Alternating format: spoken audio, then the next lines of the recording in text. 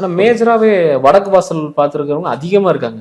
ஒரு ஆபீஸ் எடுக்கிறதா சரி, வீடா இருக்கிறவங்க வடக்கு வாசல் தான் வேணுங்க. ஏன்னா அந்த இடத்துல குபேரம் அதிகமா இருக்கும், குபேர யோகம் நம்மளுக்கு கிடைக்கும், செல்வம் அதிகமா இருக்கு, நம்ம நினைச்ச நேரத்துக்கு அந்த ஒரு பெரிய மாபெரும் உச்சத்தை போய் நம்ம அடையலாம், அந்த அளவுக்கு சொல்லுவாங்க. அந்த அப்படின்னு வடக்குல அப்படி என்ன இருக்கு? ஃபர்ஸ்ட் விஷயம் என்னன்னா, வடக்க தெற்க ரெண்டு நம்ம பிரிச்சுப்போம். இப்போ வடக்க வாசல் அப்படின்னாலே உங்களுக்கு வந்து என்னன்னா முன்னாடி கேப் விட்டுருவாங்க, புரியுதுங்களா? பால்கனி, வெளியில இந்த தண்ணி இது போறது, இது எல்லாமே வந்துடும்.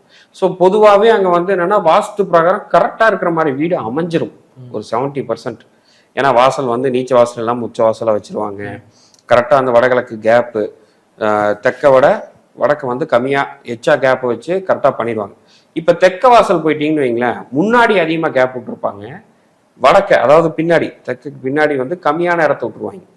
அப்போ அது வந்து வாஸ்து தப்பாக போயிருக்கு. அப்போ தெற்கு வாசல் போனாலே எனக்கு நஷ்டமாயிருது, வீட்டில் வந்து ஒரு இழப்பு இருக்கு, நல்லா இருக்காதுங்கிற அந்த பொது தன்மை வந்து மக்களிடத்துல நிறைய இருக்கு. அதுக்கான ரீசன் இதுதான். அப்போ வந்து என்னன்னா பேசிக்கா வடக்கு போனால் நல்லா இருக்கும், கிழக்கு வாசல் போனால் நல்லா இருக்குங்கிற அந்த தாட்டு தான் மக்கள்கிட்ட இருக்கு.